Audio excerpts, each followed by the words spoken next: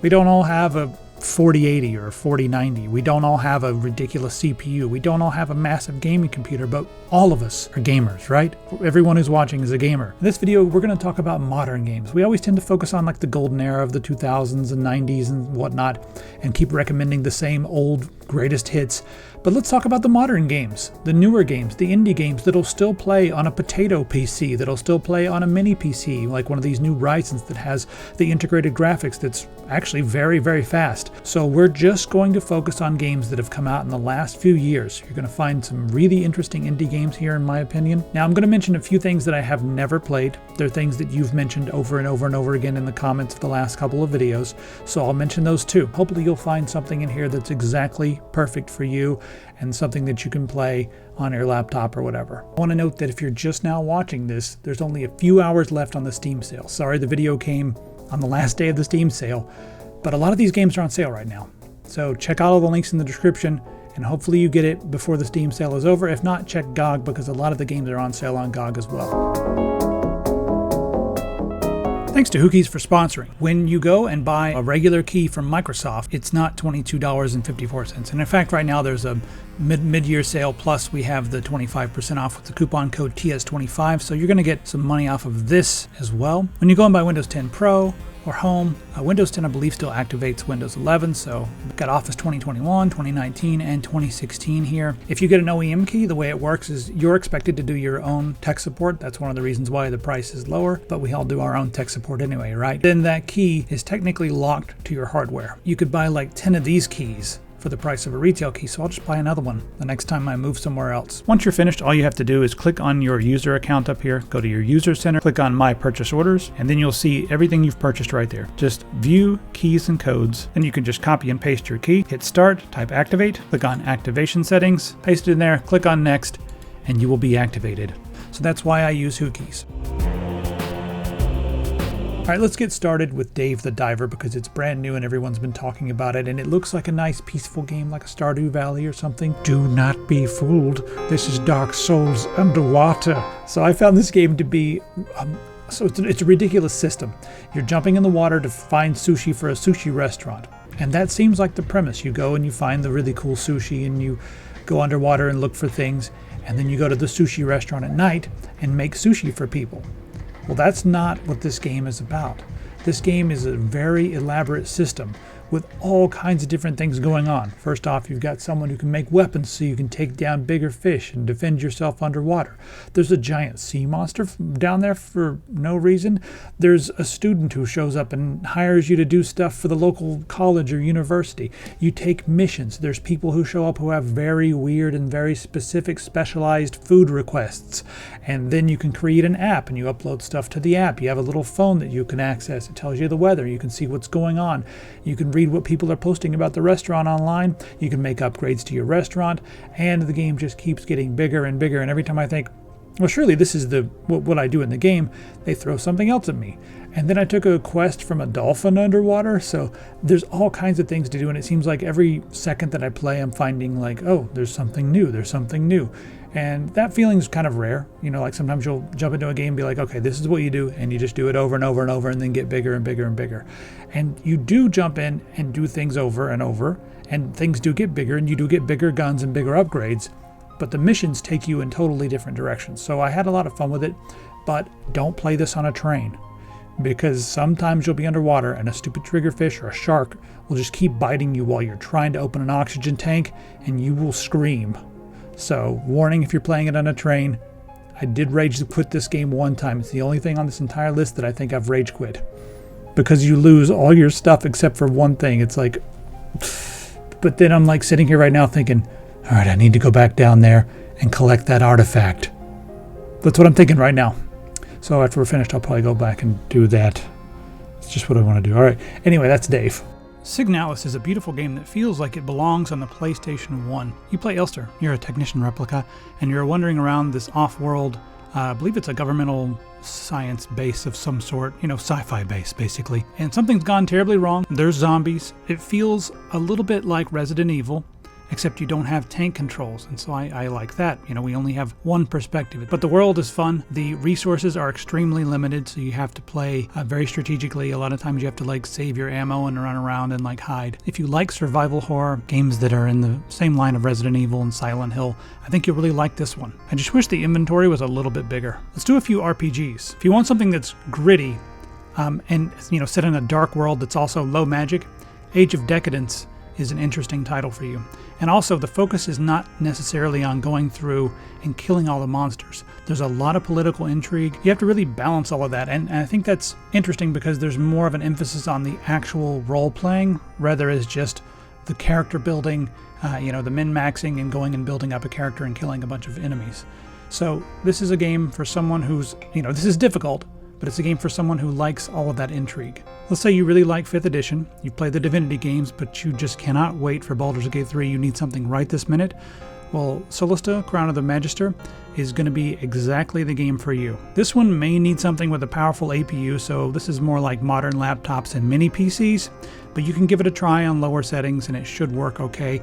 Plus, you don't need to run this at 30 FPS because the combat is not Twitch combat, it's turn-based. Death Trash is a single-player role-playing game in an awesome post-apocalyptic world that's, I guess, a little bit more interesting to me than most because it feels unique in many ways. There's all this weird living cosmic horror stuff going on. Like, look at that thing. It's not procedurally generated, it's handcrafted, and you know, I've seen some people look at this and say, oh, it's kind of like Fallout. It's not, because it has action combat and features co-op gameplay, so you can play with a couple of different people and have fun. Now, the real-time combat kind of reminded me of Hyper Light Drifter, but I thought it was maybe not as difficult as that, even though it does have a pretty decent level of difficulty. If you think this game just looks interesting by looking at it, you like RPGs that are in bleak post-apocalyptic worlds that have sort of a new twist, then I highly recommend it. Sable, embark on a unique and unforgettable journey, they say. So Sable kind of reminds me of, I don't know, maybe a game like Zelda, except there's no combat, just a lot of interesting exploration in a beautiful world that has an art style unlike anything I've ever seen. There's a lot of interesting puzzles, and just the way you can move around the world is fun. It's really chill. It does require a little bit of thinking here and there, but I think the main reason you should play this is just for the exploration, the movement of the game, the characters you meet along the way, just the general weirdness of it, and the art style. Chained Echoes is a JRPG, and so it's not exactly my type of game, but I wanted to mention it here because I have a lot of friends who've put a ton of time into this. This game was made over many, many years by one person, so that's kind of ridiculous, and it sort of harkens back to the days of Chrono Trigger and the older Final Fantasy games like Final Fantasy VI. This would have been perfectly at home on the PlayStation 1 or the Super Nintendo, and it's pretty much you know, a love letter to all of those JRPGs. So if you like those games, this is a game you should check out. Speaking of JRPGs, Final Fantasy XIV is an online game, and on the lower settings, this one does work on most laptops. Again, not my kind of game, so I can't directly endorse this, but it was mentioned a bunch in the comments by people. The Bookwalker. So this game should take you under 10 hours to beat, but it's a very interesting concept with some beautiful, beautiful graphics. You're someone who can enter the worlds of books. That's pretty much all I need to say. It's an adventure game, so that'll give you tons of different environments, but also tons of different universes as far as like rules and things you can explore. And then you can piece together the puzzles by going into different books. But it's a really cool, unique game that just came out. Return to Monkey Island is a new adventure game from Ron Gilbert, and it is the first time Ron Gilbert has made a game in the Monkey Island universe since Monkey Island 2. Monkey Island 1 and 2 were really special. I actually like Curse of Monkey Island a lot as well, but that did not have Ron Gilbert at the helm, so it was a little different. This one, they have modernized the art, and I don't care if you like it or not, it's up to you, but just remember one thing, when it comes to this artwork, it is completely subjective, not objective. So your opinion matters only as much as it matters to you and not the rest of us. I think it's cool. And as far as the game goes, if you like the first two Monkey Island games, you're going to like this one. All right, my favorite game from last year, Anno Mutationum. Now, in this game, you play Anne. This is a Cyberpunk game, and it's kind of two games in one. Whenever you're doing combat, it switches to a 2D side-scrolling perspective, and I thought the combat was fun. It's maybe a little more limited than a straight-up like Metroidvania or something, but, you know, lots of cool combos. After you learn the combat, it maybe gets a little easy, but at first there was a bit of a learning curve. Now, when you're not in combat, you're wandering around in a beautiful 3D cyberpunk world, and the movement system through that is absolutely beautiful and unlike anything I've seen. So just for that reason, it's a ton of fun. The plot is, kind of like nonsense anime. It's sci-fi all over the place. Doesn't make too much sense, but it's fun if you come at it from that angle. And then you'll meet all kinds of cool characters along the way. And it's sort of an adventure game whenever you're not doing the combat. So anyway, I thought this game had tons of charm, and it was pretty funny, and all kinds of interesting areas and environments to explore, so I highly recommend it. Another adventure game is Beat Cop, and this one was mentioned several times. It's on my list of games to play, but it's another pixel click adventure, and it's got some really good reviews, so check it out. If you just can't get enough of all the click adventures, and you like the ones that are a little bit more on the serious side that tell some pretty cool sci-fi tales or fantasy tales, I'm just going to leave a link to all the Wajidai Technocrat games. Those are all here. Every couple of years it seems like they release another one. Started Techno Babylon, haven't finished that, and I haven't played Unavowed yet, or Strangelands. So there's a few I need to catch up on, but there's just so many games. System Shock just came out. Now this is a remake. So I wasn't going to mention any remakes, but this one is such a complete remake that I thought it definitely merits mention. Plus, it's a bit different than a lot of the modern FPS games on the market. System Shock was a first of its kind. It's an immersive sim, and it really slowed down the FPS genre and turned it into more of a thinking game, where you have to explore these labyrinthian giant levels. And it takes place on a space station with multiple floors, and you have to start piecing together puzzles by going from floor to floor. It is something you're going to get lost in, and I mean that literally. But it's one of these games where like every night I get lost and get frustrated and be like, I can't do this anymore. I'm wandering around for hours, and the next day I'd wake up and be like, I think I know where I need to go. The combat is slow-paced as well, but there's something about this game, the mood, that just keeps me coming back. So I recommend checking out System Shock.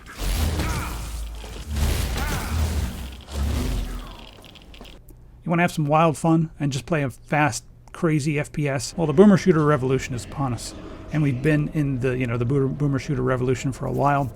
Dusk, in my opinion, is still the best out of all of those games. It's one of the first that came out, and I can't believe that this was like one of David's first major games. He was learning as he put this game together. And some of that you can see sometimes the level designs and stuff, the way that they look and the way things are put together. It's like, you can tell he was learning, but there's still, the flow of the game is so good. The weapons are so good. The feedback is so good when you're fighting. This is still my favorite when it comes to all the games in the boomer shooter revival. And I want to also mention, we have a licensed t-shirt on epicpants.com that is awesome, and I forget to mention it, so you should go check that out as well. Several people mentioned BattleBit, and I haven't played it yet, and now I'm really curious, and people have been talking about this game a lot. It looks kind of like Roblox or Minecraft. It's a really blocky throwback to the old Battlefield 1949 or whatever that game was back then. It's been too long since I played these games.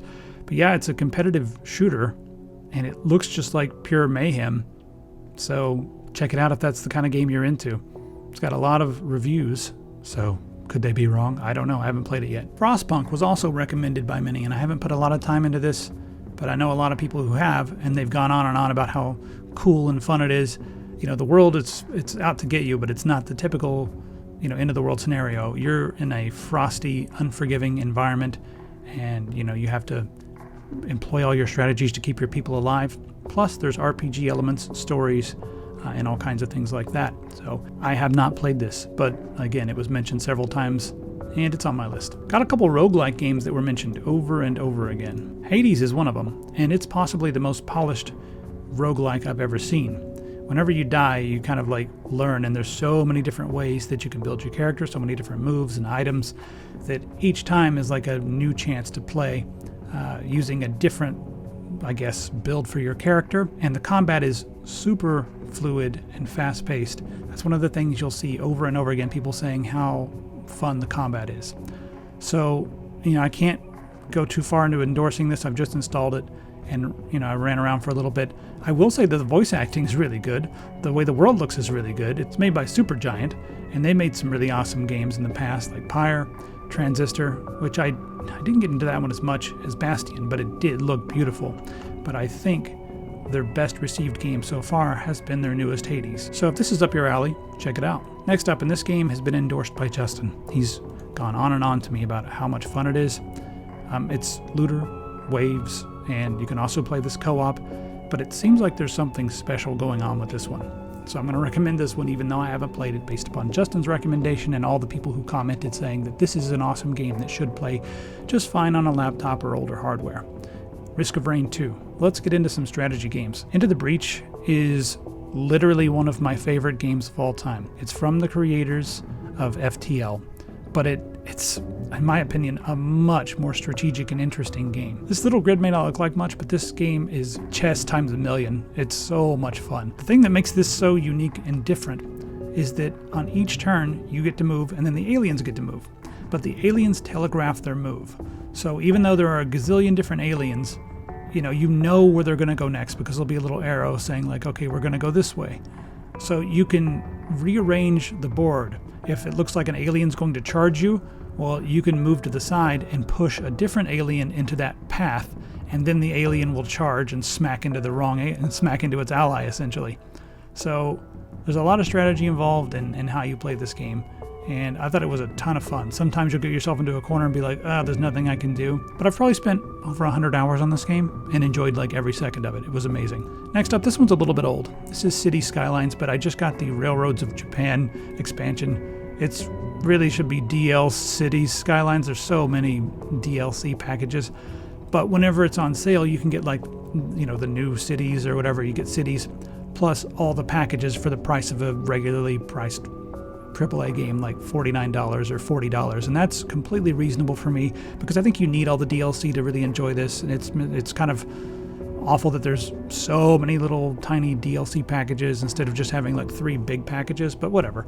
Each one adds a lot, and this game is a ton of fun. It's probably my favorite city building game of all time, and that includes even like SimCity 2000 and some of the old great games. This is something you might want to check out just because Cities 2 is coming out, so it'll give you an idea of like, do I want to play Cities 2? And you can get this for pretty cheap, and then if you like it, you'll be like, yep, I need to get Cities 2 just like me. It's one of my most look forward to games. Streets of Rogue got a bunch of mentions, and I haven't played this, but now I might have to go back and play it because it looks like just complete mayhem. I guess the movement almost reminds me of Hotline Miami. The way you aim reminds me of that as well. But yeah, it just looks like a ton of fun. If it looks interesting to you, maybe it'd be a good one to play. I don't know. If the type of strategy you like is Heroes of Might and Magic 3 or similar, well, we've got a couple of games. The first being Songs of Conquest. This game is pretty much a love letter to Heroes of Might and Magic 3, 4, maybe 2 a little bit as well. It borrows so heavily from it that it's almost ridiculous, but that means if you like the Heroes of Might and Magic 3 games, you should like this. They've just got their own lore, some of their own creatures, but the combat's extremely similar. I played this for a few hours, but yeah, it's really clear. If you like those old games, you'll like this. I was recently playing Planet of Lana, which is a recent adventure indie game, and that reminded me a lot of older games like Another World, but also Inside. And this one's a bit too old to be talking about, so I'm just going to skip over it, but it goes on sale frequently for $1.99, and it's like the perfect game to play for spooky season, made by the same people who made Limbo, but it's way better than Limbo. Here we go. If you want something a little brighter, Planet of Lana is a really fun game with a beautiful world with a hand-painted art style. And the bonus with this one is you have a little critter that comes along with you, and you can tell the critter to do stuff, and it'll help you solve problems. Now, this one is not out yet, but it's coming out in a few days, and I'm really looking forward to it because I played the demo, and that was a lot of fun. This is Full Void, and they call it a 2D cinematic puzzle platformer set in a dystopian future, but this one also reminded me of those older games like Another World. The way you're navigating through the world, the way you're, solving puzzles and figuring things out, but the graphics are so pretty. Look at all this awesome pixel art. So Full Void should be on your list if you like these adventure games as well. There's a lot of the retro boomer shooters out there, but if you haven't played Arcane Dimensions, which is a mod for Quake, then you need to stop playing all of those and go play this. A lot of the people who've been making the newest, retro shooters also worked on this. Here and there, you might see their names pop up. But Arcane Dimensions is an add-on for Quake, and it really turns Quake into the game it should have been if it came out a few years later and had a few more years of development. But it's better than Quake in pretty much every way. The maps are immense and take multiple hours to beat, and there's boss fights, but not like annoying, stupid boss fights like most boss fights. These are like fun, huge enemies that are not extremely like impossible to kill and don't have, they're not too bullet spongy, but it's just a fun battle. Make sure you get version 1.8.1 or newer depending on the time of this release so that you get the new maps. Tears of a False God is one of my favorites, but also Grindel's Blade. And there you can see the Sandcastle is also fun. There's just so many good maps. So I highly recommend this. It's an add-on for Quake, and I made a video on how to get this up and running, so you can check that out. If you really like Metroidvanias, or specifically if you really like Super Metroid and that sort of flow to the game, but you want something that's way bigger and more difficult, Hollow Knight is the game for you. Could not believe how big this game was. It just kept going and going and going. It's beautiful. It's really difficult.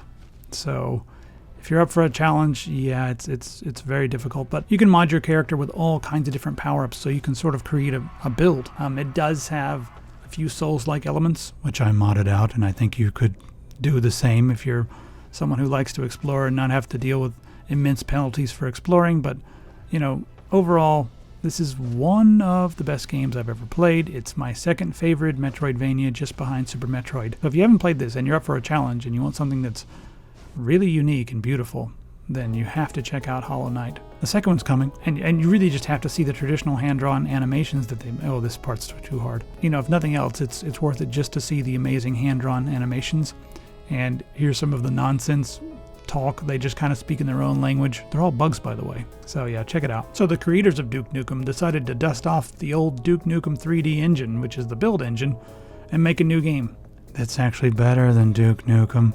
Now, Duke Nukem was good, but this is really good. This is Ion Fury. Just beware, there are some hit-scanning weapons, so if that drives you crazy, it drives me crazy too. But the game is a ton of fun.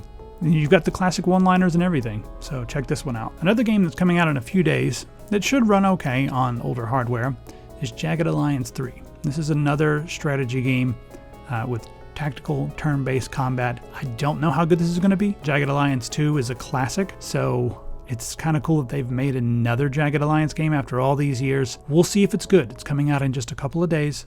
So watch this one, see what people say. I'm not going to tell you to pre-order this because I don't know if it's going to be good or not, but it's a game that's on my radar. Graphics are a little intense, but again, it's turn-based, so the FPS is not extremely important.